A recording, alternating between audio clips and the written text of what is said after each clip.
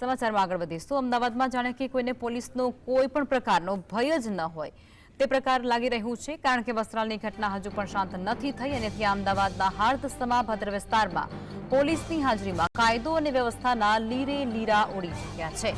ગઈકાલે ભદ્ર વિસ્તારની વર્ષો જૂની અને સતત ચાલતી એવી દબાણો દૂર કરવાની કામગીરી દરમિયાન દબાણકર્તાઓએ એસ્ટેટ વિભાગ અને એસઆરપી સાથે બોલાચાલી કરી બવાલ કરી અને આ દરમિયાન પોલીસે માત્ર મૂકદર્શક બની અને તમાશો જોયો।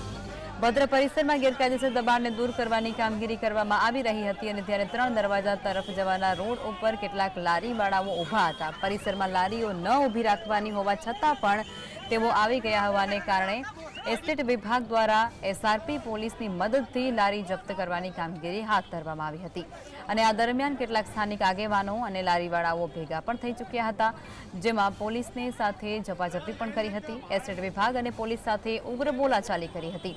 જો કે આ મામલે કોઈ પોલીસ ફરિયાદ નોંધવામાં નથી આવી। તો સંવાદદાતા ઝલક જોડાઈ ચૂક્યા છે ફોન લાઈન પર। ઝલક, અમદાવાદનો આ કિસ્સો અત્યારે સામે આવી રહ્યો છે, મારામારીને ઝપાઝપી, એક તરફ અસામાજિક તત્વો પર પોલીસ તવાઈ બોલાવી રહી છે અને ફરી એકવાર આવી જ ઘટના। નગરપાલિકા દ્વારા જે ભદ્ર વિસ્તાર છે, જે લાલ દરવાજાનો ભદ્રકાળી મંદિરના જે આસપાસનો જે વિસ્તાર છે, ત્યાં છે તે દબાણ મુક્ત કરવાની તે કરવામાં આવી રહી છે।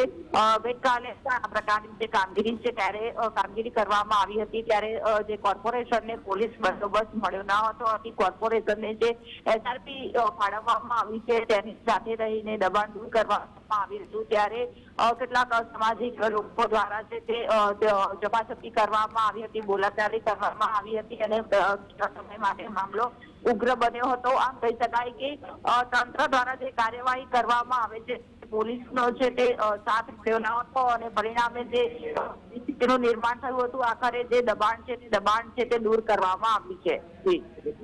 જી ઝલક, આભાર।